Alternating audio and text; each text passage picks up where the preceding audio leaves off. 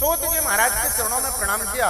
सौनक जी ने पूछा, महाराज किसी ने ऐसी भागवत की कथा सुनी हो जिसके जीवन का पाप दूर हुआ हो, वह वैकुंठ को प्राप्त हुआ हो, ऐसा कोई प्रैक्टिकल जीवन जिसको आप हमें बताइए और हमारा संदेह दूर करिए।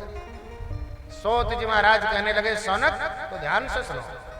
तुंगभद्रा नदी के किनारे एक आत्मदेव नाम का ब्राह्मण, जो कि बड़ा कर्मकांडी ब्राह्मण, चारों तरफ पंडिताई थी और पंडिताई होने के बाद चारों तरफ ध्यान लगाता था।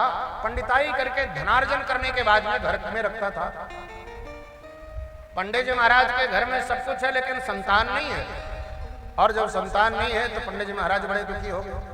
मन में सोचने लगे क्या करें। सोचा घर में ले आकर के पेड़ को लगा लें, और अगर पेड़ लग गया तो उसी पेड़ को मैं पुत्र मान लूंगा, पुत्र ना होने का दोष वारण हो जाएगा।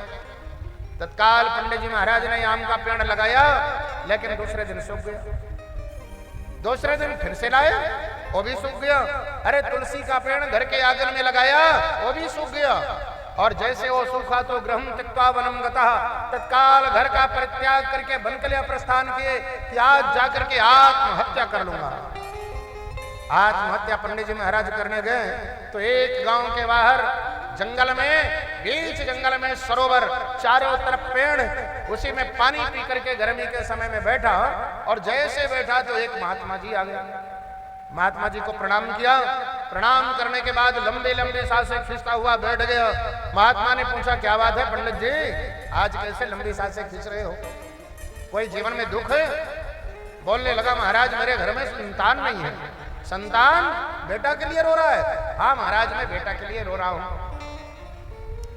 महात्मा जी ने कहा, मेरी बात मान, इस संसार में बेटा से कभी कोई सुखी नहीं होता। पशुओं के दर्जनों बच्चे होते हैं, वो सुखी नहीं होते।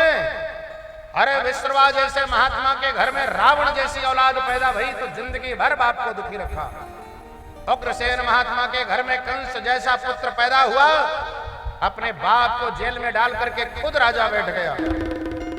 मेरी बात मान, चल मेरे साथ साधु बन जा, और साधु बनने के बाद भगवान का भजन कर, ध्यान लगा, देख कितना आनंद आएगा। कहने लगा, नानो मुझे कोई महात्मा महात्मा नहीं बनना है, महाराज मुझे तो बेटा चाहिए। बेटा कहां से पाएगा? आप महात्मा हो, अगर आप कह दो तो मेरे घर में बेटा हो जाएगा। मैंने झोली में डाला है बेटा की दे दूंगा। बोला नहीं, लेकिन महात्मा अगर कह देते हैं तो हो जाता है। देख भाई, मैं कुछ नहीं जानता है, सब तंत्र मंत्र। तो अपने रास्ते जा, मैं अपने रास्ते जा रहा हूं। पैर पकड़ के रोने लगा, महाराज आपको तो बेटा देना पड़ेगा। महात्मा जी को दया लगी, कहा चल सामने बैठ, पैर छोड़। सामने बैठाया, और जैसे सामने बैठाया तो ललाट की ओर देखा। महात्मा जी ने कहा, अरे राम राम राम राम, तेरे ललाट की रेखा कह रही है 7 जन्मावधि पुत्र नहीं बचा, नहीं बचा, नहीं बचा। 7 जन्म तक तेरे घर में कोई बेटा बेटी नहीं होगा। और जैसे जैसे कहा तो माथा पटक पटक करके चिल्ला चिल्ला के रोने लगा। महात्मा ने कहा, इतनी जोर से माथा पटकेगा तो मर जाएगा। बोला मरने तो आया ही हो, आज तो मर के ही जाऊंगा। महात्मा जी कहने लगे, मेरे सामने मरेगा तो ब्रह्म हत्या लगेगी, जब मैं चला जाऊं तब मरना। बोला नहीं, मैं तुम्हारी सामने मरूंगा। महात्मा जी की धड़कन तेज हो गई। कहां से हम रास्ते रास्ते चले जा रहे थे, अब बताओ ये आके कह रहा है कि हम तुम्हारी सामने मरेंगे। महात्मा जी को दया लगी तो झोली में हाथ डाला और फल निकाला, अभिमंत्रित करके दिया। कहा ले जा करके धर्म पत्नी को खिला देना, और धर्म पत्नी को खिलाएगा। भगवान ने चाहा तो 9 महीने में तेरे घर में बेटा होगा। और जैसे कह दिया 9 महीने में बेटा होगा। पंडित जी महाराज बड़े खुश, प्रणाम किए, परिक्रमा लगाए, दौड़ते दौड़ते आए, गांव में पहुंचे, आवाज लगाया, अरे धुंधली। पंडित जी महाराज की पंडितानी का नाम धुंधली था। घर के काम में व्यस्त दौड़ी दौड़ी आई। पूछा क्यों चिल्ला रहे हो? बोला देख तेरे लिए क्या लाए हो। सीधे फल लिया करके हाथ में दे दिया। भाग्यवान, अभी जल्दी से खा लेते। धुंधले ने कहा गला तो ऐसे फाड़ रहे थे जैसे रीवा से हार लेके आए हो ना लगा। ये फल नहीं खाया, रखो इसे तुम। एक सड़ा सड़ाया फल रख दिया, कह रहे हो कि इसे खा लो, क्या होगा इससे? बोला इसे खा लोगी तो बेटा होगा। अच्छा, फल खाने से बेटा हो जाएगा? बोला हाँ, महात्मा जी ने कहा है, बहुत बड़े सिद्ध बाबा ने कहा है, मेरी बात तो तू मान ले, जल्दी से फल खा ले। धुंधली कहने लगी सुनो, अभी थोड़ी देर में खा लूंगी मैं। पंडित जी महाराज गांव में चले गए, सबसे बता रहे हैं मेरे घर में बेटा होगा। धुंधली घर के दरवाजे में खड़ी सोच रही है, भगवान पंडित जी की मति मारी गई है, फल खाऊंगी तो बेटा हो जाएगा।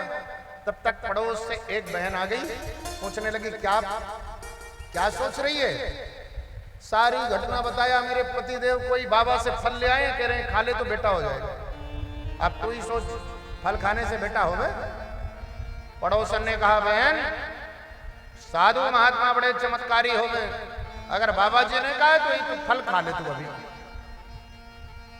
धुंधली कहने लगी यही तो मैं सोच रही हूं कि मान लो मैंने फल खा लिया और मेरे गर्भ हो गया तो समस्या हो जाएगी।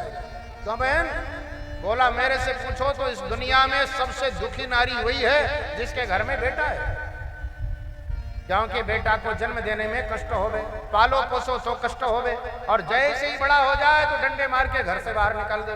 मैं बेटा वोटा नहीं चाहती बहन, मैं तो ऐसे ही सुखी हूं। पड़ोसन ने समझाया सुन, नारी का सौंदर्य शोभा बेटे से होती है, तो मेरी बात मान ले और शीघ्र से फल खा ले, क्योंकि गांव की माताएं कितनी बातें कह रही है सुनाई तो नहीं, जल्दी से फल खा ले। कहने लगी अब तू कह रही है तो मैं खा ले रही हूं, लेकिन मेरे मन में एक संदेह है। क्या संदेह है? बहन मैं ये सोच रही हूं कि मान लो अगर मैंने फल खा लिया, पेट बड़ा हो गया, गर्भ हो गया, दौड़ना पड़ गया तो दौड़ नहीं पाऊंगी मैं, एकदम थोड़ा सा भोजन करने के कारण कमजोर हो जाऊंगा, पेट बड़ा हो जाएगा, कैसे भागूंगी? पड़ोसन ने कहा तुझे कहां दौड़ में भाग लेनी है क्या? बोला गांव में आग लगेगी तो भागना नहीं पड़ेगा, सारे लोग तो भाग के खड़े हो जाएंगे, मैं जिंदा मर जाऊंगी। पड़ोसन कहने लगी गांव में आग लगने वाली नहीं है, और जब लगेगी तो हम जाएंगे तो चले जाएंगे, तो फल खा ले। कहने लगी अब कह रही है तो मैं खा लेती हूं, लेकिन मेरे मन में एक और है। क्या है? बोला अगर कमजोर हो गई मैं, खाना कम खाई तो कमजोर हो जाऊंगी, घर का काम कौन करेगा? पड़ोसन ने कहा अपनी ननंद को बुला लेना, और ननंद को बुला करके घर का सारा काम करवाना, और जैसे ही घर का सारा काम हो जाए, बेटा पैदा हो तो थोड़ी सी नेंग दे देना, क्योंकि बहन को नेंग तो देनी पड़ेगी, तो बेटा के बाद में दे देना। धुंधली कहने लगी अरे राम राम राम राम, ननंद को बुला लूं? एक नंबर की चुट्टी, घर में आ जाए रक्षाबंधन में तो चम्मच भी उठा के ले जाए, ऐसी चोर को नहीं बुलाऊंगी मैं। तो कहा सुन, तो फिर ऐसा कर नौकर रख ले।